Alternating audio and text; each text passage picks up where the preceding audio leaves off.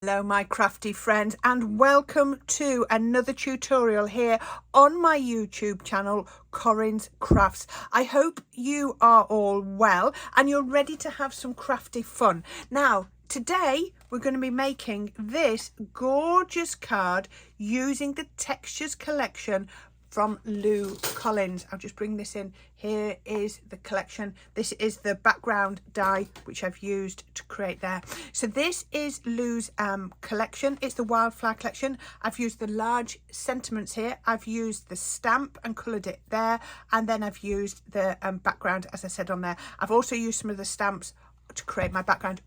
And I've used the lovely paper pack on the back just there. I hope you like it. It was really fun to create, something a little bit different for me. You'll see lots of different styles. You'll see I craft so many different styles. I hope you enjoyed it. It was so much fun. If you like any of the bits, pop over to Craft Stash UK and you'll be able to find all of the goodies to make with this. Alternatively, use what you've got in your stash. So let's make the card. Using the textures by Lou Collins. Again, we're still using the Wildflower collection, but this time I'm going to be using the 5x7 background, the large sentiment stamps. You can see all those time flies, birthday love, the sky is the limit, and wild and free, and also the stamps as well. I am loving these. They're really making me think a little bit differently. So the first thing I'm going to do, just so that you know, all of these are available on Craft Stash UK if you want to buy them. Apart from the stamps, I think they're sold out.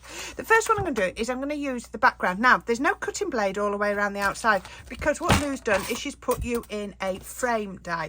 Now, because I'm going to be cutting into this myself, what I'm doing is I've just cut myself a piece of card. You can see I've done that. I'm going to lay that over the top and cut into that to create that background just there. And I've also cut it out of black card, so we're going to create the very smallest drop shadow that I can create. So let's just find some glue. Oh, there we go. Right, so I'm just using a PVA water-based glue, and I'm just going to pop this round here. Oh, I'll tell you what, I can do it in a minute. So I was going to do something else before I did that, but never mind, I've put my glue on now. So let's put this on. Now I'm going to have to make sure there's glue all over, because what we're going to do is we're going to be trimming into this. So if there are any bits without glue on, then they're going to just all fall apart when I start to cut into it. So I've done the larger areas, so now I can go in with my detailed glue applicator and pop the glue on just there.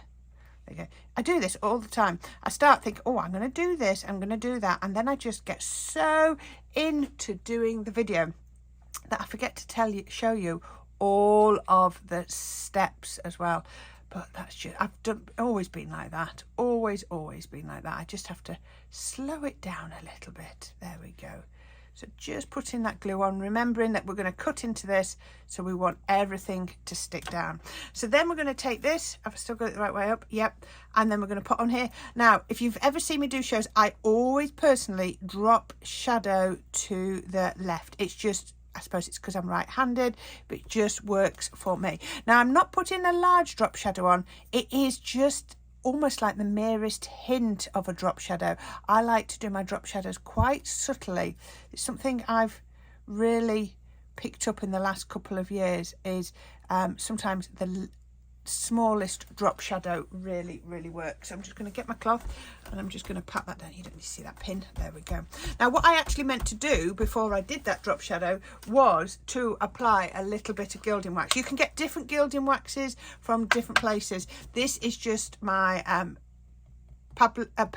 Peebo gilding wax, I think that's how you say it, and it really works. It's originally a furniture based one. Now ideally I should have done this before I put the black on the back, but I'm actually only catching it on the top layer, so I know I'm not getting it near the black, but it wouldn't hurt if the black got a little bit of gold on at all. So I just want just to lift the craft card up, just to give it a little bit of a shimmer. And again, you'll see, always use the smallest bit of gilding wax. And do you see, I've not got my rings on today, but I'm using my ring finger to do this, so you don't put as much pressure on with your ring finger. If I went in with my pointy finger, is that your index finger? I think it is. You'd get a lot more pressure on, and I just want the smallest, just little hint, and that actually will do. I don't think I need any more than that, so I'm just going to quickly lift that up, because as I said, it is a furniture based gilding wax, so it will adhere to everything that it goes on to. So just make sure I lifted that up as well. So pop that there. So there we go. So you see I've got the drop shadow and that little bit of a shimmer. What I'm going to do now is I'm going to now stick this layer, it's getting quite robust now, onto some craft card, so that I've got a background, and also when I cut into it, it stays together. The first time when I was sort of getting ready and preparing this, I didn't put a background layer on, and I thought, oh, that'll look nice. No, these are little bits. So I cut some shapes out using my dies, and what happened? They all just fell apart. I just ended up with like pretty confetti.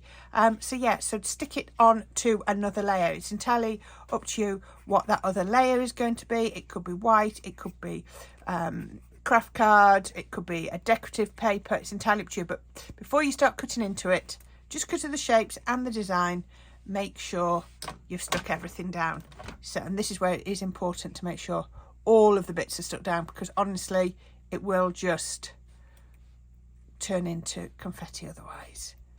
There we go. So take that piece, another piece of craft card. Again, size at this point really doesn't matter. Yes, you can see this is a little bit bigger.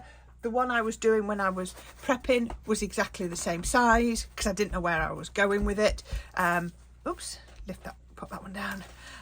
So yeah, so it just makes all the difference. There we go, just burnish that. So what I'm going to do now is I'm just actually going to leave that to dry, because it needs to go through my die cutting machine, and if that glue is wet, then they could just slip and slide. Can you see? Because it's lifting up as already just there.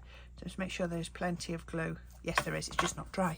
There we go. Just push that down. So let's put that to one side. I have prepared myself a piece of watercolour card. See if I can measure. Oh, I'll have to get the ruler out to see on this one. So the watercolour card is 4.5 inches by 6.5 inches, and I've just put some, I call it masking tape, but this one really is more of a washi tape, and I can't find where I put the roll now. I put it down, it's going to appear in, oh, it's there, look, it's right in front of me.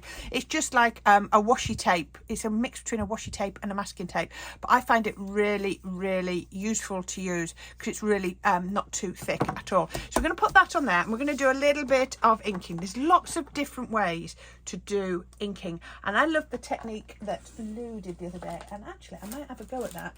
This was going in here blind. Let's see if we can find a piece of plastic that I could be using. I've got some old bags on here. There we go. Let's see if this works. So that's just a cello bag, quite a small cello bag. So I'm just adding on a water-based ink pad. Let's just make sure I get plenty on there. There we go. And then, oops, what we then do is we just squidge a little bit of water. Let's get that water moving around. So I'm just going to make sure that, so I want it so that it doesn't really move too much once we turn it over, otherwise we're not going to be able to squidge. So we take that, and then all I do is I squidge that on to here. I've got a lot more control than putting it onto my craft mat, so we can pop that on there. So there we go. Oh, that's effective, isn't it? Now, the fact that I put masking tape around the edges, just around here, means that when I peel that away, I'm going to have a nice white border. So, heat gun at the ready, and I'm going to dry that off, because I want to go on with another colour. And if I don't dry it off first, even if it's only a partially dry, then it's not, I'm just going to end up with a mess. If you feel that your colours are too strong, you can just go in with a little bit of water and just lift the colour out. So the next one I'm going to do, I'm going to do some blue. Let's put my blue on my piece just here, and then a tiny bit of water. There we go, just like that, just mixing it up. Oh, I like that. And then we can come in and we can add some splodges like that. And like I say, if it's gone too dark, all you need to do is lift up a bit of the colour, or you can pop some water in your hand and sprinkle it on just like that. Now remember, these are water-based inks, so the longer you leave the water on, the more it's going to lift. I'm just leaving that for a second, then I'll just lay this over the top, and you can see it's picking up pink. Can you see how that's now added a little bit of definition? Can you see? We're just going with this as it happens. Look at that, it's really lifted the colour there where there was more water. So we can put that one just there. Dry that. So we're going to go with another colour. I'm going to go with my third colour. And you'll see why I picked these colours in a minute. And then plenty of ink on there. My third, again, still using the water-based inks. I'm sure you've all got lots of water-based inks available, and then you can just use whichever one works for you. And then I'm just adding a little bit of the purple in, picking that bit up. There we go. Don't worry how it looks yet. It will, I promise you, it will all come right in the end. So once I've done that, that was just on my washi tape, I'm just going to pop that on. Oh, actually, I think I'm going to lift a little bit of colour. Let's just come in here with a little bit. Come on. There we are. Lift a little bit of that colour.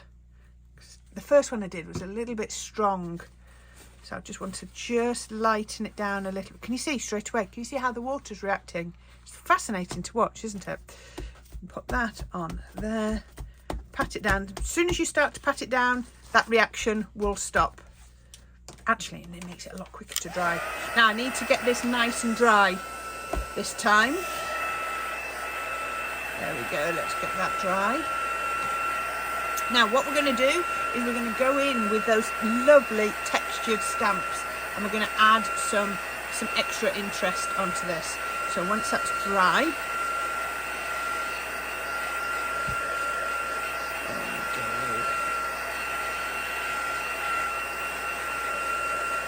there we are. That feels dry, at least. If you wanted to make this bit and leave it to one side to dry, then that's absolutely fine as well. And it stops any continuing on that process. So we can take that. So I'm going to bring in these texture stamps. I'm going to grab myself a mat so I can stamp onto it, and then I'm going to pick. Now for this, I'm using a rocker block or a stamping platform. It's entirely up to you what you use. You could use a stamping case, however you want to do it. It really is up to you. Wrong ink. I wanted to use a water-based ink, a waterproof ink, because I might have some dampness left on there. So I'm going to take that. Let's do that. I should have had a scrap piece of paper ready, which I didn't have, so I'm just going to have to grab a piece of paper. Let's move these out of the way. I'm going to move that over there so that you can still see it, but I've got that here. And what I'm going to do is I'm just going to take off a bit of that ink, and then I'm just going to off the edge and on to there. Can you see? I've just got almost like the hint of the stamped image. We can then come in, stamp it up again. Now if you're doing it with something like a stamping platform, a stamping block, why am I not getting that on there? There we go. A stamping block like this, then you've only got one chance to have a go and to stamp. You can't go back in and line it up. If you think you might want to go in again and stamp more, then you need to use a platform so that you can over stamp properly. Let's put that on there. Oop. And then I'm coming down, I'm going to line that up, and I might just come down here. There we go. So you can see it is all about a hint of the stamp. And then I'm going to get the number stamp and do exactly the same. The only thing with this is I need to make sure I stamp the right way up. There, look, can you see, so that my numbers are the right way up? So I'm just going to grab these, and I can overlay. You could go in with different colours if you wanted to. Look at that. That looks good, doesn't it? Not a perfect stamped impression, but that's what I wanted to achieve. I'm trying not, I don't necessarily want the whole of the stamp. I almost want the hint of the numbers coming through. Put that there. Can you see? Just like that. Right. That is perfect. Don't think I need to add any more on that. So what I'm going to do now is I'm just going to, now you need to do this very carefully. I'm just peeling that down very carefully. It might catch a little bit. If it catches, it really won't matter too much. There we go. Can you see? I've now got, look at that lovely crisp edge. When I do stamping, and I love to do stamping, I really do like to use masking tape because I love the effect of getting that crisp edge. There we go. Roll that. Just gently roll it away, and you shouldn't damage the paper underneath. And this has actually been stuck on since last night because I got it all ready, but then it was too dark to film. So let's just lift that one. This paper was literally, this craft card was literally something to adhere to. It was just an offcut of craft card that I had left over. But look at that, how it comes together really, really neatly when you take that tape off. Doesn't that look amazing? So the other thing I'm going to do to that, it's all about adding, well, these are textures, aren't they? It's all about adding texture and detail. And then I'm just going to draw a border around here. Don't get hung up. Don't try and go slow. If you try and go slow, it won't work. You've just got to go in there and draw it like that.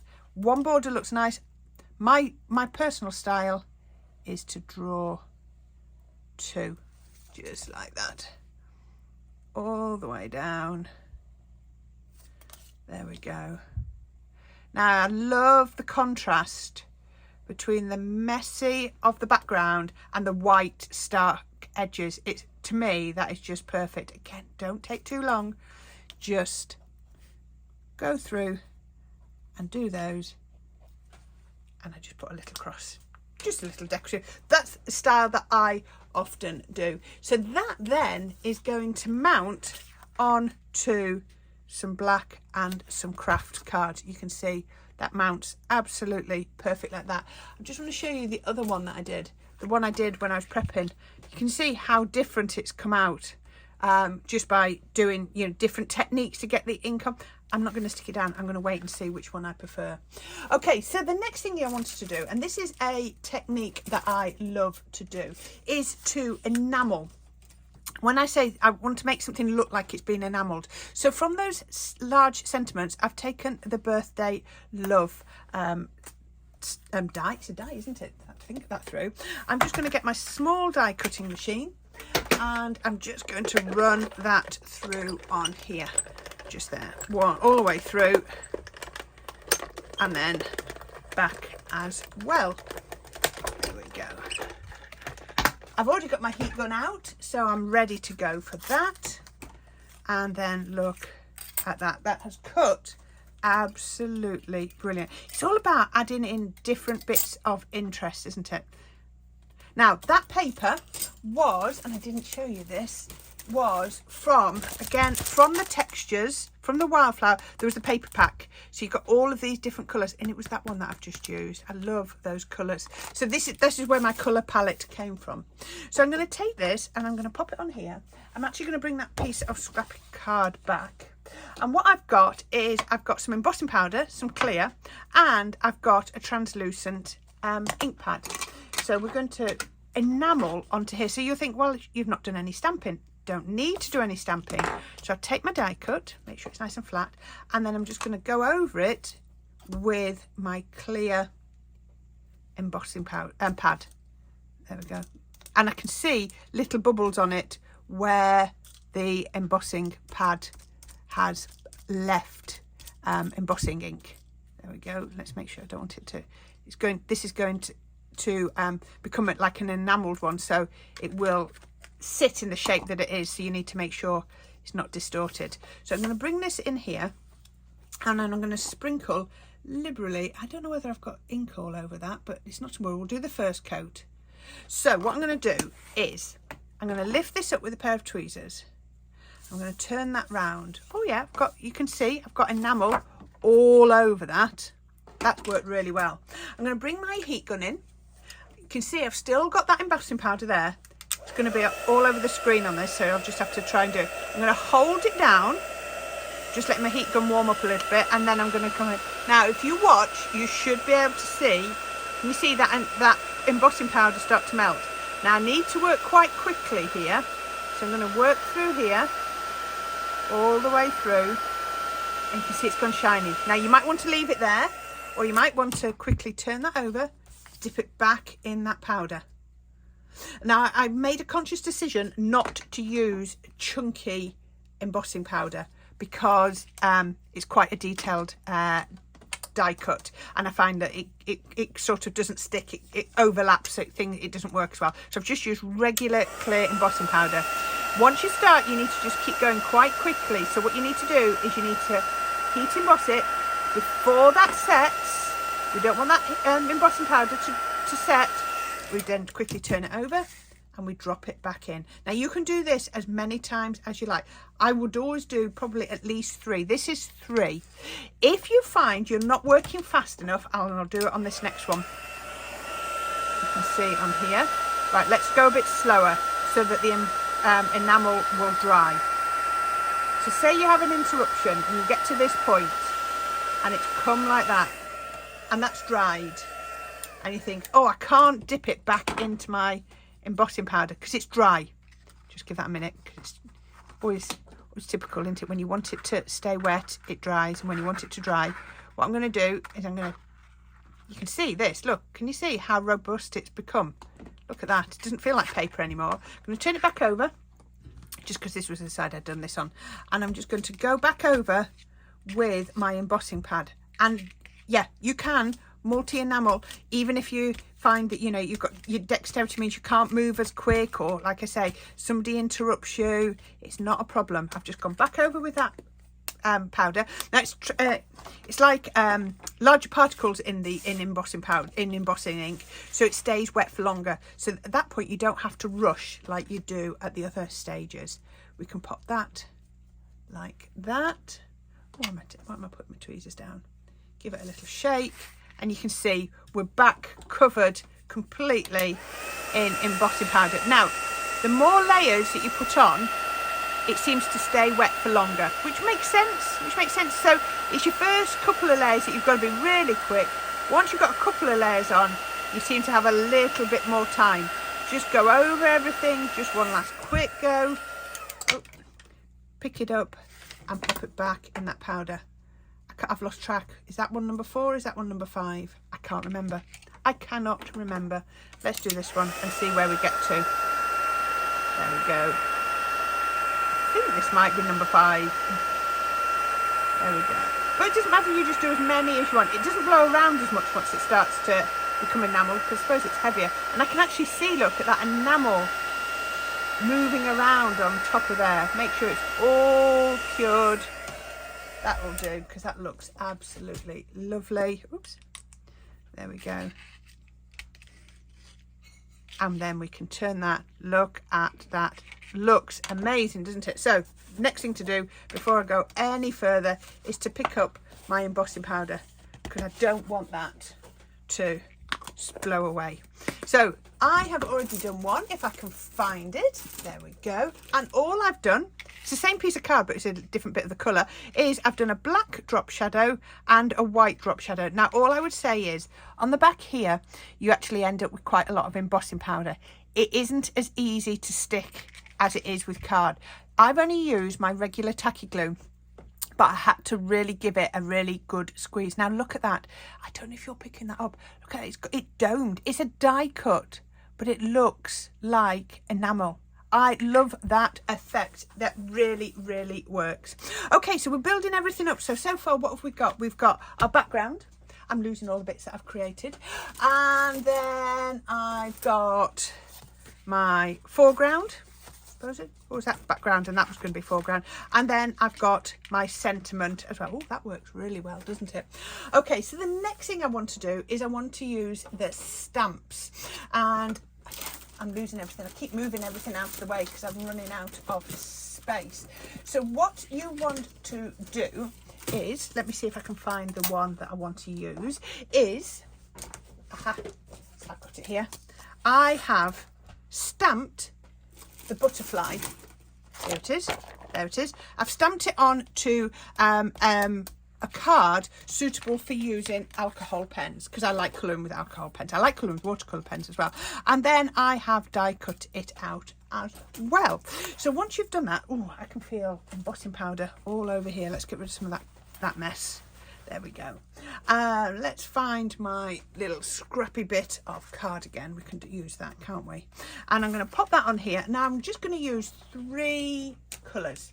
So let's find the one that I have finished, because I've lost that. There it is. Right, so what I'm going to do is I've got True Blue, and I'm just going to colour that round the edge on here. And I'm going all over the ink. Now the ink I've used is an alcohol proof ink, so it's not going to smudge, it's not going to blend in any way, it's just going to hold that ink, it's just going to stay where it is. Then I'm going to come over on this side with the blue and on this side, just fairly matching them up. Excuse that, my TV just turned on all on its own. That was really weird.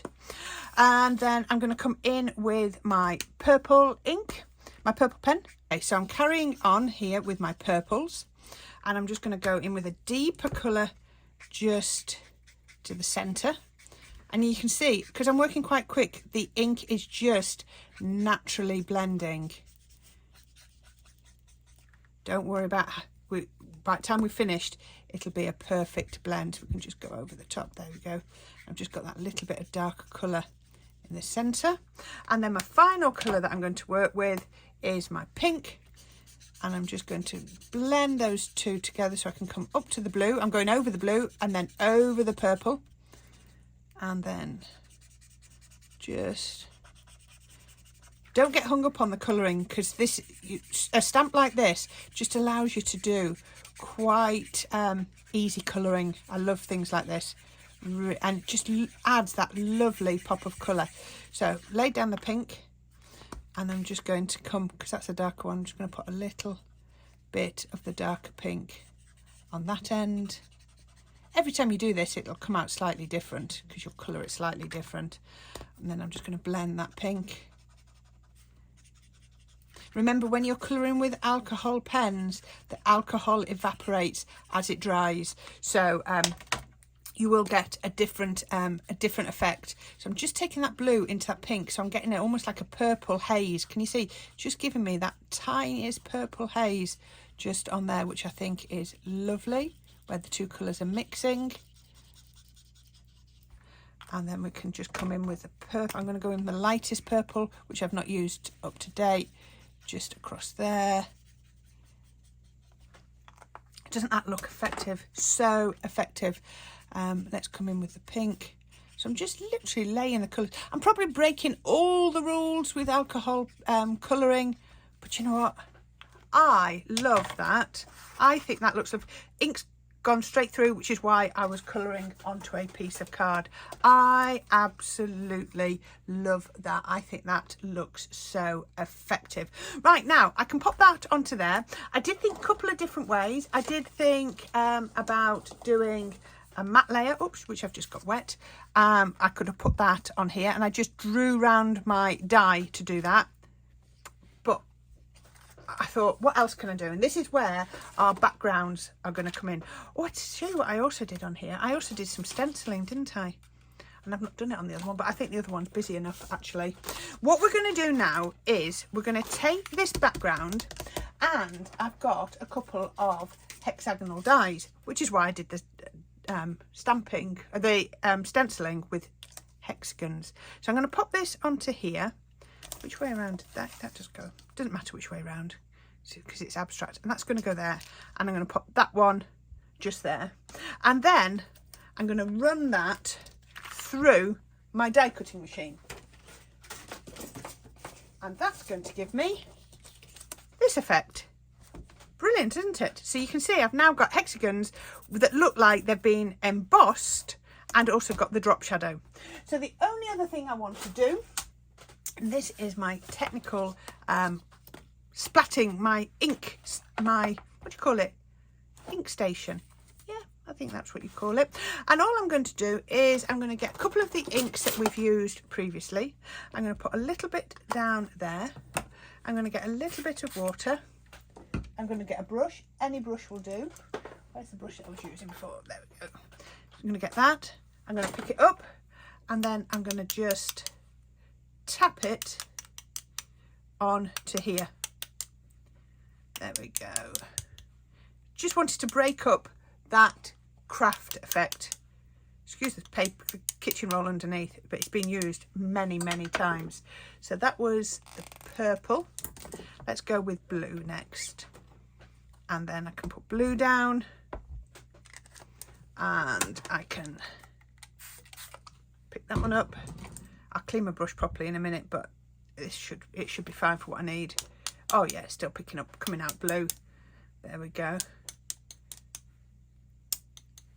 There you go, you can see. So we've got plenty of different effects on there. So we've got the die cutting, it looks like embossing, we've got the gilding waxes, and we've also got the ink splatters as well. So I can pop this onto my card. So we're going to be able to start building up the card now. So this is that lovely background. Just let's turn that over. The lovely background, you can see I cut out the centre, which is where I got this from. Can you see I just used a little bit of that to get all those colours. Mounted it onto a black card, and again I've made myself a card base, side opening this time, which is not like me, but I think it was the only way.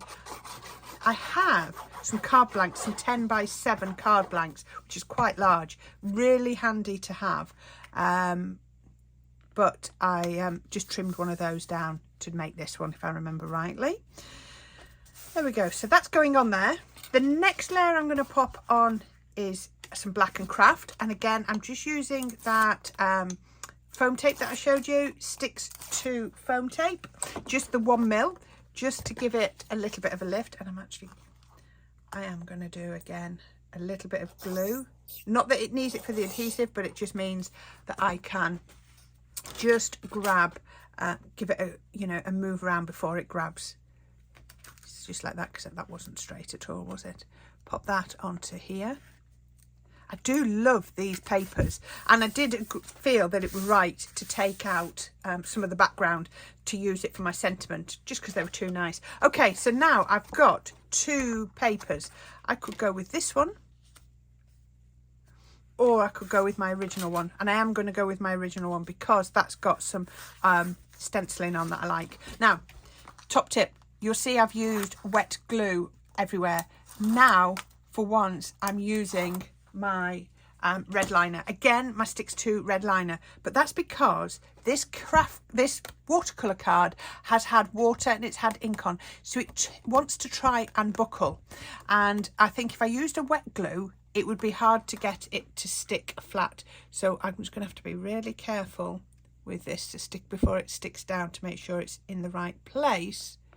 But that means, look, I can really press it down and know it's got a grab, just so that it takes some of those buckles and cockles out of the way. Now you'll see I've also just put on a few little gems. I've just got some gems out of my craft stash, some little black adhesive pearls that I've just popped on there. And all we're going to do now is I'm going to pop these onto my project. We're getting there, nearly there, a little bit longer this one, but I think it's worth it. Put one on here. I thought it was, I like this instead of doing, everything, using the whole thing, just using little elements of it. So I'm going to put the second one just down there. Now, where's my butterfly gone? Where has my butterfly gone? There she is. So I'm going to grab my butterfly. I'm going to give it a little bit of a shape. I always shape things. I'm going to actually use the back of my paintbrush that I just used. You can use your poker too, but I want a gentle curve. So I'm going to pop that like that. Now we'll use a little bit of 3D glue on here. So let's just pop, because it's coming across. Can you see I've got a dip here? So just to give it chance to adhere to all layers. And I'm going to pop this isn't where I planned to put it. I was going to put it on the top one, but then I changed my mind just a few minutes ago. I'm going to put that on there, and then I'm going to pop this coming down the bottom here. Ugh, a little bit of glue. So let's see, I think I might do glue gel on here, so I'm going to have to be really fine with this, but I think it's going to be the best way to grab, just because of all the different heights. Now if you're really careful, you could do foam pads behind here, but I don't have the patience. I'm going to be truthful, I don't have the patience to do really small foam pads. So for me, something like this 3D glue or a hot glue would be my best bet, just because you've enameled it, it's got lots of layers. And I'm going to pop that on there, just making sure it's straight, and that glue will grab. Let's move everything out of the way so you can see it. I don't want anything distracting. And that is my card. I'm really chuffed with that. I wasn't sure how that was going to come out. I really like that. Thanks, Lou, for letting me have a go with your beautiful range. This is the Wildflowers from in the textures collections from Lou Collins. As I said, they're all available on Craft Stash. I hope you like that. If you haven't got that collection, maybe you're going to try it with some of your other bits. Just get backgrounds, make faux little bits, have a go at some inking, stenciling, stamping, and have a go at enameling. It's a lovely technique. Now there's a lot thrown into there. You might want to watch back and just slow it down and just take up little bits. But I hope you've enjoyed it. Happy crafting, everyone, and I'll see you again soon.